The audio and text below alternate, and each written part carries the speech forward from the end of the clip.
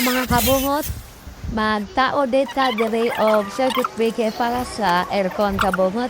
So atong buhaton kabungot, mag-circuit mapping ta. Mag-identify ta sa mga breaker kung sa nga kabitan na niya. So ang tawag na circuit mapping or tagging. May ilaw.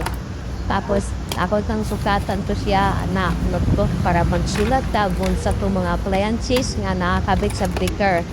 So let's go mga kabungot. Dire kabungot, ako na ning gabriya ng panel para isa-isa ho na po ni mga breaker mga kabungot. Ilista ako pa, patay rin kabungot. Testing, oy, wala misiga. Ibig sabihin niya itong breaker.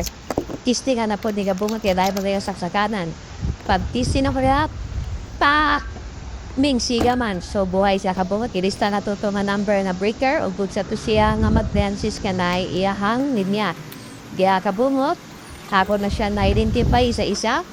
So ato ning balatan kay kini kabungot akong gihimo linya ni sa aircon papunta sa kwarto.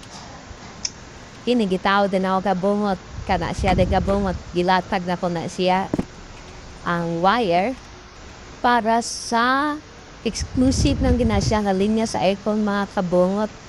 Kaya na-identify naman ako na siya nga breaker nga isaray load siya o layo ra po siya sa kwarto. So ako na lang to siya gi-connect sa 30 amperes kay ang nakasaksak ito monthly identification.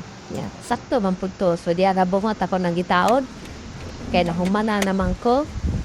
So maon na sa kabungot o wala na ako to na-appeal o butang to mga itemized na nga mga nakakunik kabungot. Nga, so katanaw nakabungot kay kana siya butang nga man ako na diha og tatong papel nga mga pangalan sa appliances nga nakunik sa matag breaker kabungot.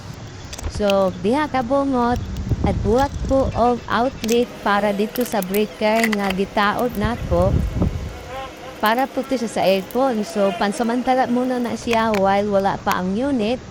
O gitaod ako na diya sa kabungot, mo din na siya nga breaker akong kabitas port o kabungot, kana siya 20 amperes.